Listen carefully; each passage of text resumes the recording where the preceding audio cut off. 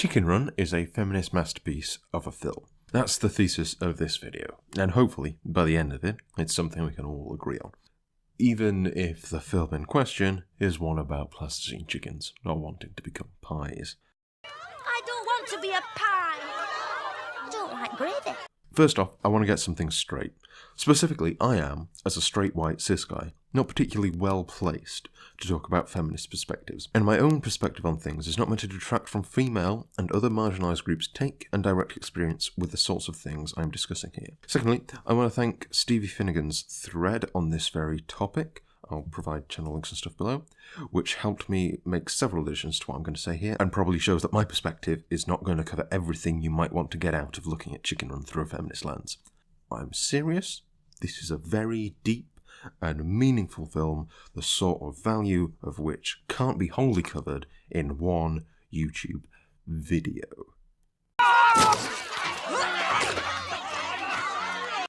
However, let's start with the overall structure of the film. It's an escape prisoner of war film, directly inspired by those classic World War II escape films that get shown on TV at Christmas time in the UK, like The Great Escape and Cold It. Just listen to how its main theme compares to other classic World War II films.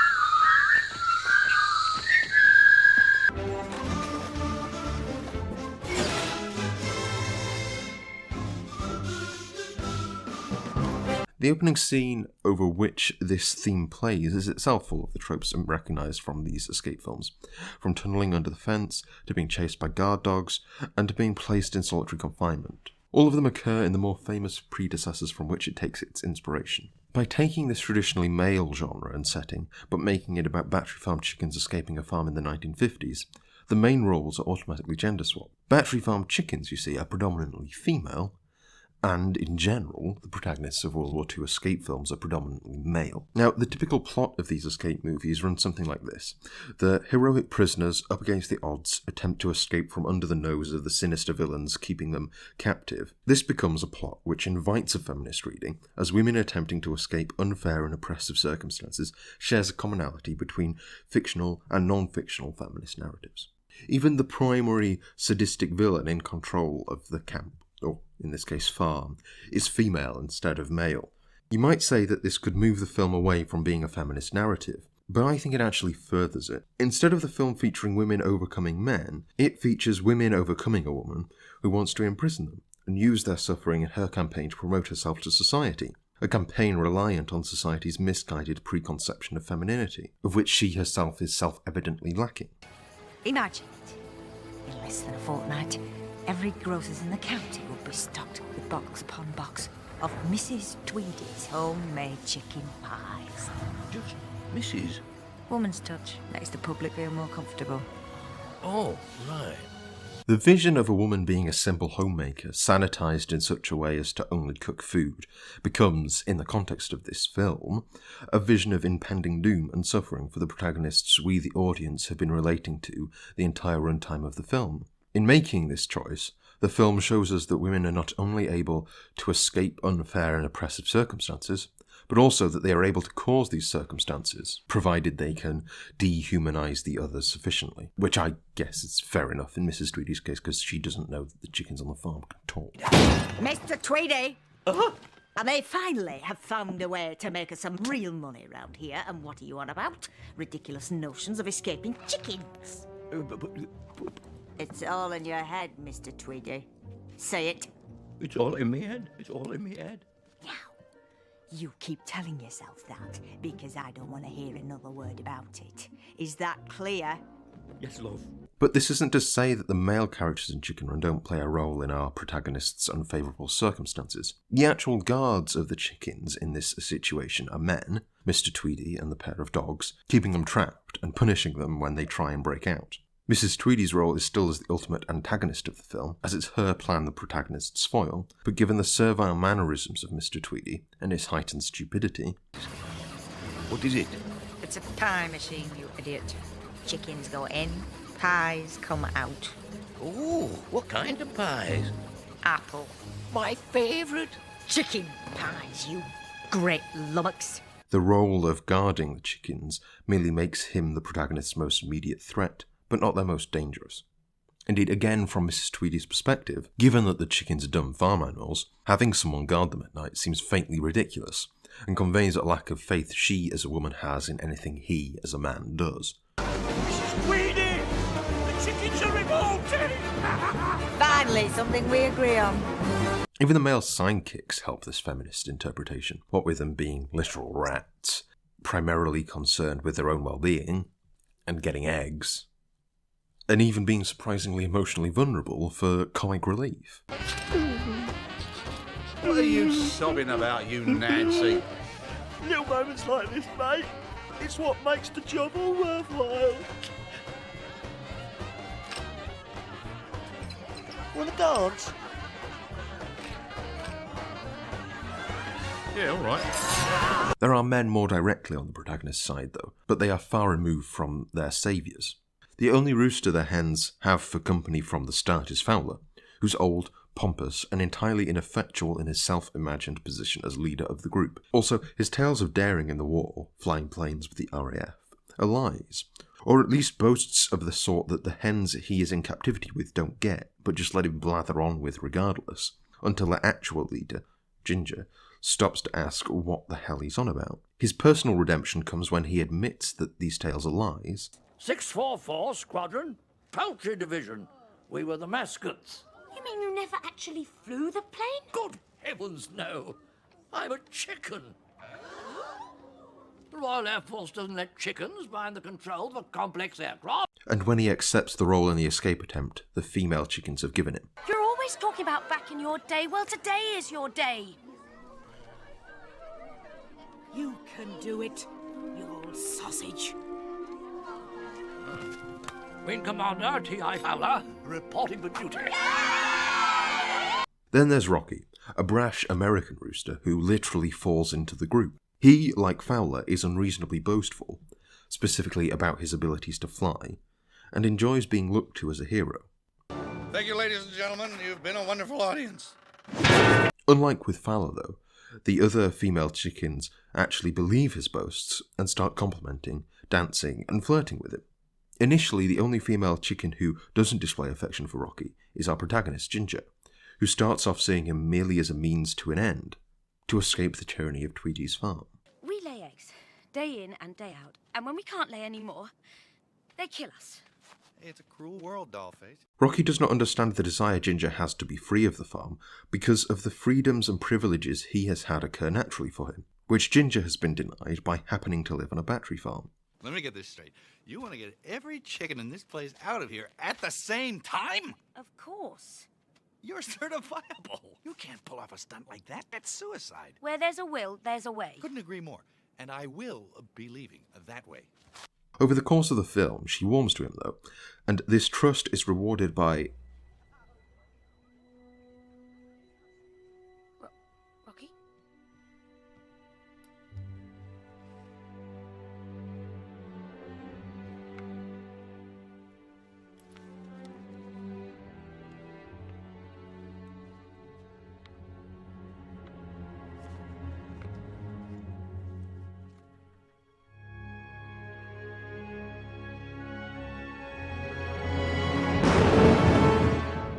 Rocky's moment of weakness occurs as a result of his cowardice, as he believes the task that the chickens are hoping to achieve is too great, and that he can offer them no help, because he knows that he is a fraud. Even his previous attempt at heroics, rescuing Ginger from the pie-making machine, ended ultimately in Ginger rescuing him.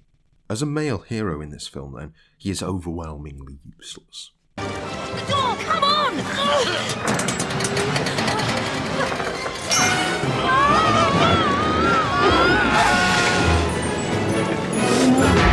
What Rocky does do, though, is show what our protagonist's biggest weakness in this film is. Namely, that she ends up overly reliant and dependent on a man to achieve her aims, believing that only he can provide her and the group she leads with salvation. It is a flaw that any feminist literature would approve of, as she becomes reliant on, and is comparatively submissive to, a male who she sees as superior to her, at least in one respect. I knew it was possible. Oh, it's possible, all right. I knew the answer would come. Amen. We're all going to fly over that fence, and Mr. Rhodes is going to show us how, right? That's rude. What?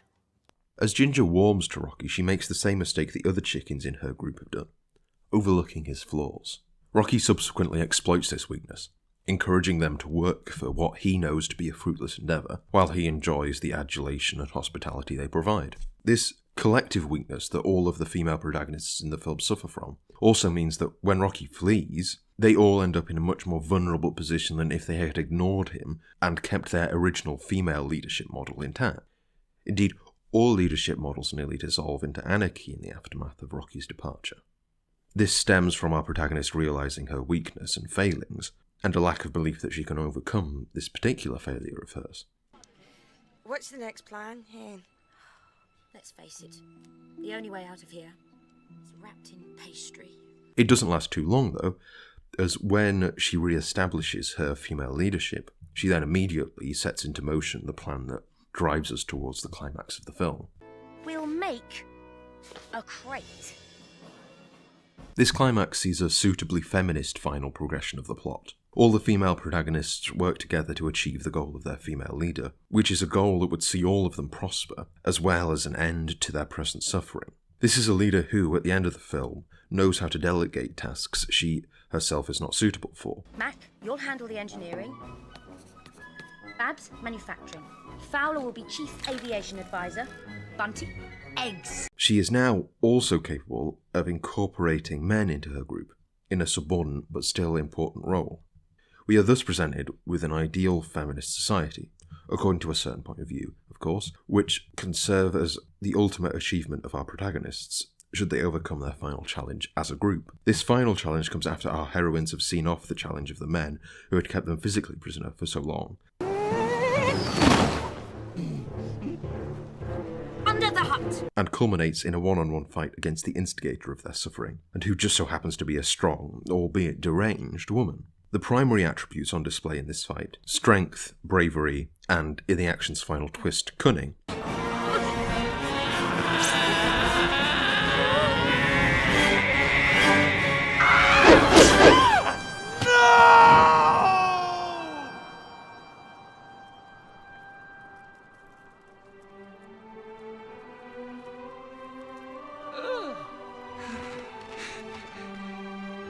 are all typically male traits, and once again demonstrate the movie's capability to subvert an archetypical male genre, structure, and character by turning them into female ones. Also, any and all moments of romance in this finale are initiated by women, emphasising once again their active role in the choices they make throughout the film.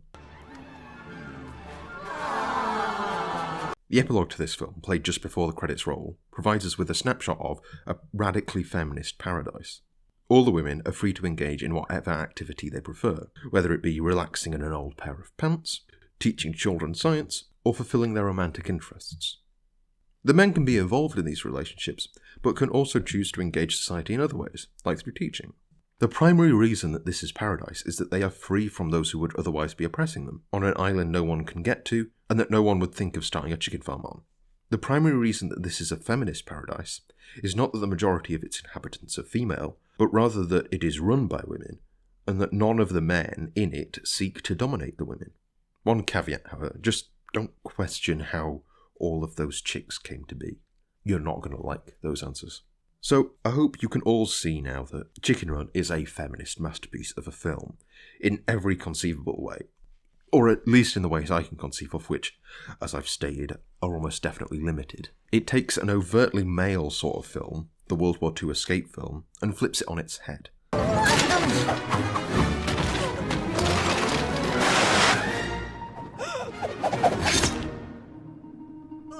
Its main protagonist and its main antagonist are female instead of male. The character's arc over the course of the film involves overcoming the failures and fallibilities of men and accepting the strength and leadership of women, and allowing them to overcome an oppressive and dehumanizing female foe in order to form an idyllic feminist utopia. A better place out there, somewhere beyond that hill, and well, it has wide open spaces and lots of trees and grass. Can you imagine that? Cool, green grass. It all feeds us. We feed ourselves. Well, where's the farm? There is no farm. Then where does the farmer live?